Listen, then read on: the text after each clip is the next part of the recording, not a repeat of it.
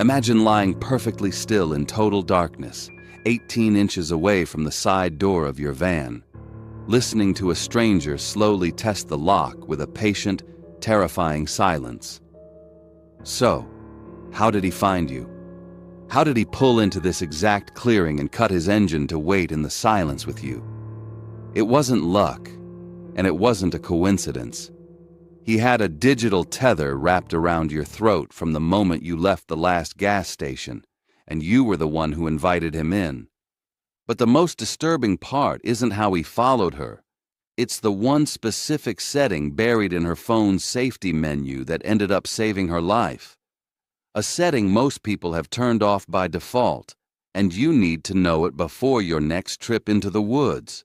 So stay until the very end, because it could save yours too. Now, before I get into what happened to Jennifer, I want you to picture something for a second. Imagine you've been living out of a van for 2 years. Not because you had to, because you chose to. You saved up, you planned it out, and your family helped you build the whole thing from scratch. A custom Sprinter van, the nicest one you've ever seen, with a real platform bed and a kitchen drawer and blackout curtains on every window. You've slept in 43 states. You've watched the sun come up over the Gulf of Mexico and disappear behind the Rockies. You know how to read weather. You know how to read people. You know, maybe better than anyone, how to read a road. Jennifer was that person, 26 years old, a brand new environmental science degree, and 2 years of solo van life already under her belt. She was not reckless. She was not the kind of person who made dumb decisions in the dark. And that matters, because what happened to her in the spring of 2023 was not the result of a dumb decision. It was a Saturday evening in late April. Jennifer was somewhere in the northeast corner of Ohio, threading her way toward a free campsite she'd found on an app.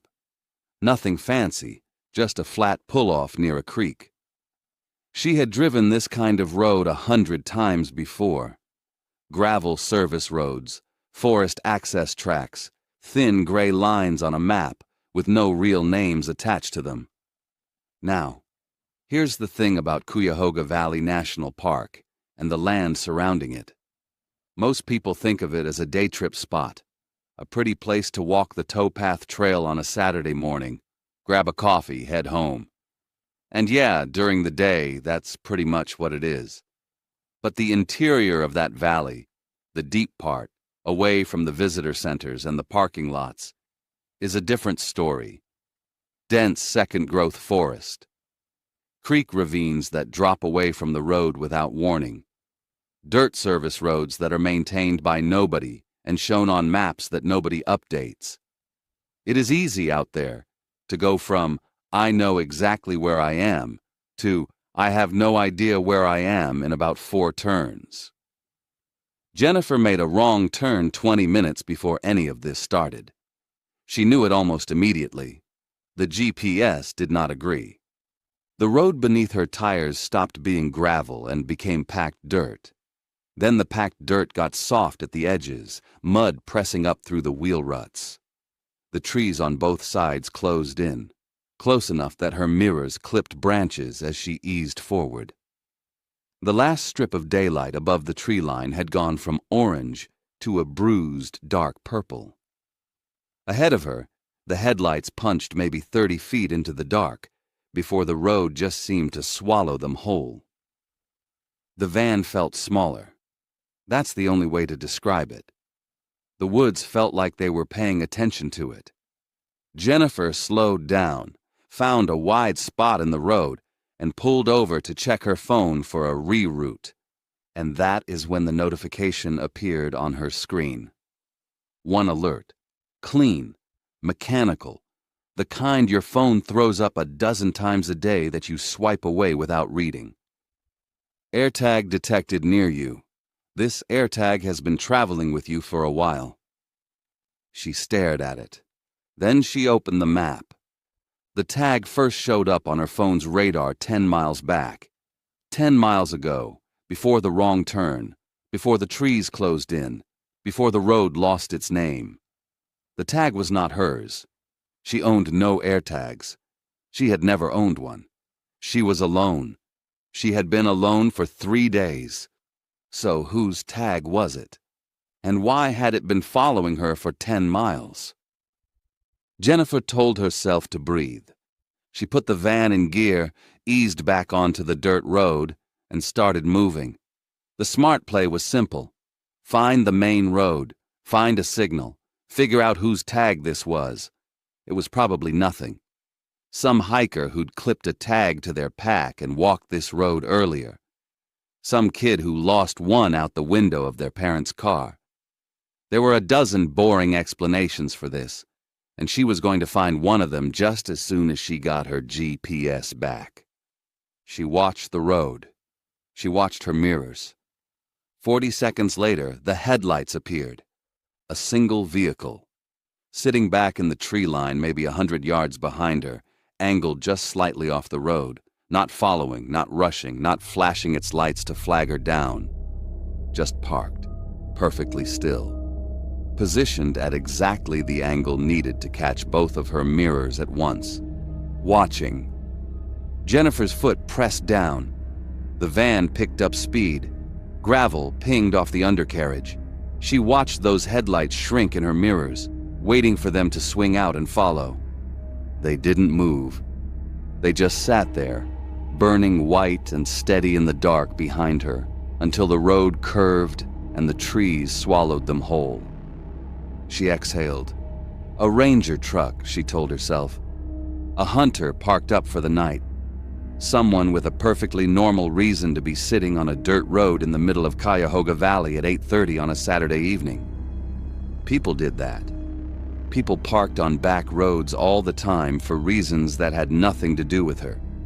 She told herself this while both hands stayed locked on the wheel, gripping it harder than she needed to. But the AirTag was still active, still pinging somewhere on or near this van, and Jennifer was not the kind of person who left a question like that unanswered. She pulled over a half-mile up the road, grabbed her flashlight from the center console, and stepped outside. Now, I want you to picture the layout here. The road she was on was basically a tunnel, trees pressing in tight from both sides, canopies so thick overhead that her flashlight beam bounced off leaves instead of sky. Behind her, nothing but dark. Ahead of her, nothing but dark. The van sat in the middle of it all, engine ticking as it cooled. She crouched down and swept the light along the undercarriage. Wheel wells first, then the frame rails, then the hitch receiver at the back. She moved slowly, methodically, the gravel biting into her knees through her jeans. Nothing on the first pass. She shifted position and swept the light again. And that is when she heard it. Not footsteps, not a voice, not anything she could have predicted or prepared herself for. A door, closing.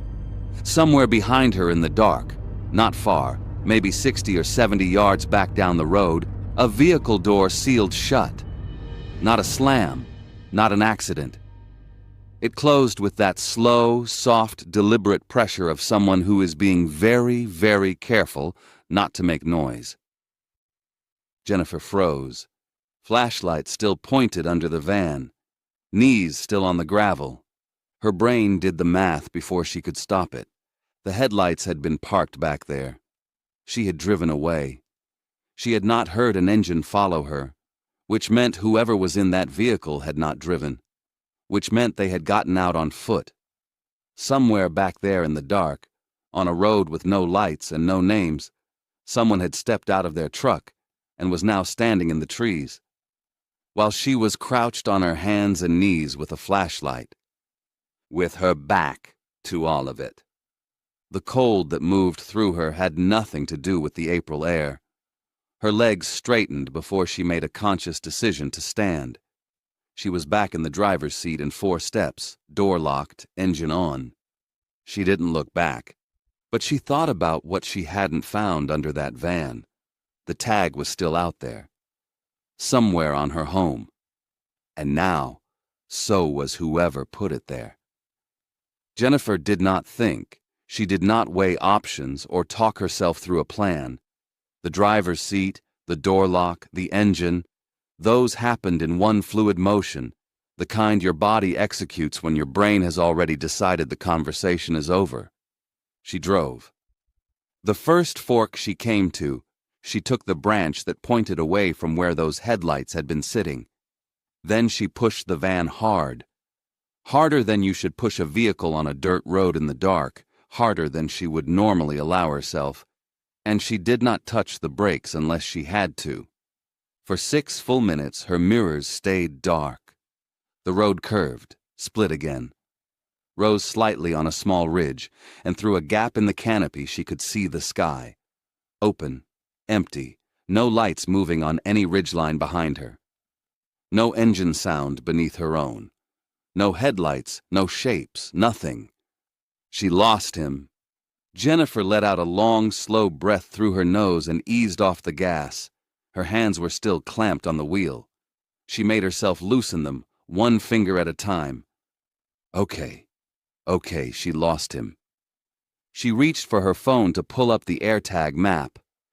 She needed to know if the tag was still active, still close, still pinging. And the screen was black. Not low battery, not the screen timeout. Black. Dead. She pressed the side button. Nothing. She held it down. Nothing. She grabbed the charging cable from the center console cup holder and plugged it in and waited for the little battery icon to appear on the screen. Nothing. It took her a second to figure out why. Then she traced the cable with her fingers back toward the port in the dash and found the problem about 6 inches from the end. The cord was pinched, bent at a hard angle where she'd closed a storage compartment lid down on the middle of it 3 days ago without noticing. She'd been running on whatever charge the phone had stored since then. Tonight it finally ran out completely. No GPS, no AirTag tracker, no maps, no way to call anyone. Not even 911. She held the useless cord in her hand for a moment and just looked at it. That stupid, bent, severed cord. Such a small thing. Such a completely ordinary, dumb, small thing. The cold feeling in her chest came back, deeper this time. But Jennifer was not the kind of person who panicked herself into bad decisions.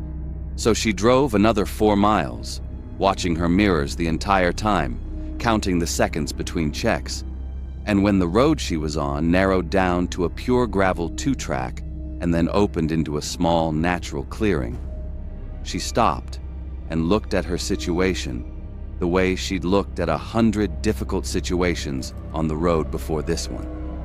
Here's the layout. The clearing was maybe 40 feet across, trees on 3 sides, a dry creek bed running along the left edge, the gravel 2-track behind her. It sat at the end of a long, straight stretch of road. If any headlights came down that stretch, she would see them the second they turned in. She had driven 20 minutes since she lost the tail. She had watched every mirror on every straight section of road. Nobody followed her down this 2-track. She was certain of it. And without a phone, panicked driving on unmarked dirt roads in the dark was more dangerous than staying put. She could burn through her last quarter tank of gas and end up deeper in, not closer out. She could miss a turn and drop a wheel into one of those creek ravines. The careful choice, the smart choice, was to lock down, stay dark, and wait for dawn. She locked every door, pulled the blackout curtains across every window, killed the interior lights, lay down on the platform bed with her boots still on and a collapsed hiking pole within arm's reach. It was good logic. It was careful logic. She had been still for less than 40 minutes when the gravel started crunching outside. Slow, deliberate, getting closer. Headlights swept across the back curtain in one long, patient arc, like a vehicle making a careful turn into the clearing. Then the engine cut. The lights died, The crunching stopped. Out here, on this road. The road she had chosen at random in the dark. She lost him. She was certain she lost him. So how was he here? Jennifer did not sit up. That was the first decision, and it was the right one. Every instinct she had was screaming at her to move, to look, to pull back a corner of that curtain and see what was out there. She overrode every single one of those instincts and stayed flat on her back, boots on, one hand wrapped around the collapsed hiking pole beside her. Still, silent, invisible. The headlights had gone off, the engine had cut. That meant whoever just pulled into this clearing was now sitting out there in the same darkness she was. No lights, no noise, no movement, just waiting, just like her. Except they knew exactly where she was. The footsteps started about 30 seconds later. Boots on gravel, unhurried, heavy, and deliberate. Not the sound of someone stumbling around in the dark. Not the sound of someone who was lost or confused or looking for help. These were the footsteps of someone who knew precisely where they were going and had absolutely no reason to rush. They moved toward the van, then around it. Jennifer tracked every single step through the metal skin of her home. She could feel the vibration of each footfall in the platform bed beneath her, a faint rhythmic pressure moving from the rear of the van toward the front, then around the passenger side, then toward the back again. A slow, patient loop. One full circle, then another. Her lungs had stopped working properly. The air in the van felt thick, stale and close, like the blackout curtains were pressing in. She became aware of every single sound her own body was making. The microscopic shift of her jacket sleeve against the mattress. The tiny creak of the platform frame when her chest rose on an inhale. She started breathing through her mouth, shallow and slow, stretching each breath out as long as she could before taking another. Don't move, don't move, don't move. The front passenger door handle moved. A soft try. No force behind it, no rattling, no yanking, just a gentle exploratory lift of the handle, held for 2 full seconds, then released. The sound of it was almost polite, almost casual, like someone checking whether they'd left their car unlocked in a parking lot. The handle released. Footsteps moved. The sliding side door next. The handle there got the same treatment, that same slow, deliberate, non-aggressive pressure, fingers working the mechanism with a patience that was somehow so much worse than anger would have been. Jennifer's platform bed was 18 inches from that door. If that lock gave, if the mechanism slipped, if the latch was weaker than she thought, there would be nothing between her and whatever was on the other side of it but 4 inches of air. The lock held. Footsteps moved to the rear. Both rear door handles got tried simultaneously, a soft double click of pressure, both hands working at once, testing the gap between the doors for any give. Jennifer felt that one in her sternum. A cold spike drove itself straight down through her chest and into her stomach, and she had to squeeze her eyes shut and count to 3 before she could keep herself still. Her right hand tightened around the hiking pole. She did not raise it. She did not shift her weight. She did not let a single spring in the mattress compress any deeper than it already was. She just held it, because holding it was the only thing she could do that wasn't nothing. The rear handles released. Then the footsteps went quiet, not retreating, quiet, stopped. Somewhere just outside the back of the van, whoever this was had simply ceased moving. No gravel crunch, no breathing she could detect, no shifting of weight. Just an absolute, total silence that pressed against the outside of the van like a physical thing. 1 minute passed. Jennifer counted the seconds in her head because she needed something to do with her brain, something to keep it from going to the places it was trying to go. 60 seconds. 90. 2 full minutes. The silence had weight. The silence had presence. She could feel it the way you can feel a room change when someone steps into it. That invisible shift in atmosphere. That animal awareness that the air is no longer empty. Whatever was outside that van was just standing there, waiting. 3 minutes, and then, finally, the footsteps started again, retreating, slow and steady across the gravel, back toward where the truck had parked. A door opened, closed. The engine turned over, low and unhurried. Tires rolled backward across the gravel 2-track, and the sound faded and then was gone. Jennifer lay in the dark for a long time after that. She did not cry. She did not shake. She just stared at the ceiling of her van with both hands flat on her sternum and her boots still on and the hiking pole still pressed against her side, and she breathed. Then, in the returning quiet, she thought about the AirTag. Her phone was dead, but before it died, the tag was still active, still close. She never found it when she was crouched under the van with her flashlight. And that's when it hit her, the thing her brain had been circling around for the last 20 minutes, without letting her look at it directly. He found her on a road she chose at random, in the dark, without a working phone, after 20 minutes of driving with no lights behind her. This was not a coincidence. This was not a wrong place, wrong time situation. He knew where she was, because he always knew where she was. The tag was still on this van, and she had no phone, and it was still 4 hours until dawn. Jennifer did not sleep. She lay in the dark with her boots on and her hand around the hiking pole, and she counted her breaths and watched the curtain edges for any change in light. At some point, the birds started. The sky behind the curtains shifted from black to gray to a cold, flat white.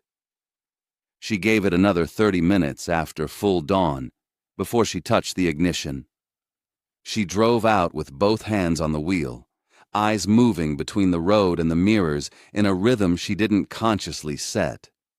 The gravel 2-track opened onto dirt. The dirt opened onto cracked asphalt. The asphalt widened into a state route with painted lines and a speed limit sign. She pulled into the first gas station she found.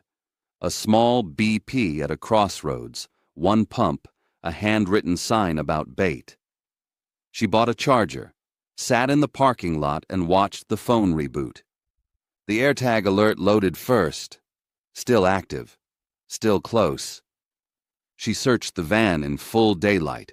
Clerk visible through the window, 2 other cars at the pump. Every cabinet, every wheel well, all the way to the back bumper. She found it tucked behind the rear license plate bracket. Black electrical tape, small as a quarter, placed by someone who had done this before. The nearest police department had 2 officers and a desk sergeant who took her seriously the moment she set the Ziploc bag on his counter. They ran the serial number. It traced to a retail purchase, not hers, not connected to anyone in her life. They pulled recent incident reports. They made calls. No arrest, no name. She drove out that same day. She still lives in the van. Now here's what I want you to understand before we close this out. What happened to Jennifer is not rare. AirTag stalking reports to law enforcement jumped over 150% between 2022 and 2023, according to the Electronic Frontier Foundation. Predators choose them specifically because they work without a phone signal, pinging silently off nearby Apple devices, invisible to the target. The Appalachian region and surrounding wilderness areas have over 1,600 documented missing persons cases in national parks alone, according to the National Park Service. Remote, heavily forested, no signal, no witnesses. The perfect conditions for someone patient enough to follow quietly for 10 miles and wait. Jennifer survived because she paid attention to a notification most people swipe away, because she stayed still and dark and silent while something patient tried every door of the only home she had. Evil rarely announces itself. Sometimes it's a parked truck with its lights off. Sometimes it's a quarter-sized piece of plastic taped behind a license plate. The AirTag is in an evidence bag in a small Ohio police station. The person who placed it there is still out there. So check your phone right now.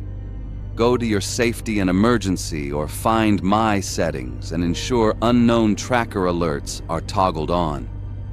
It's the only way you'll know if you aren't traveling alone, and for Jennifer, it was the only reason she made it out alive.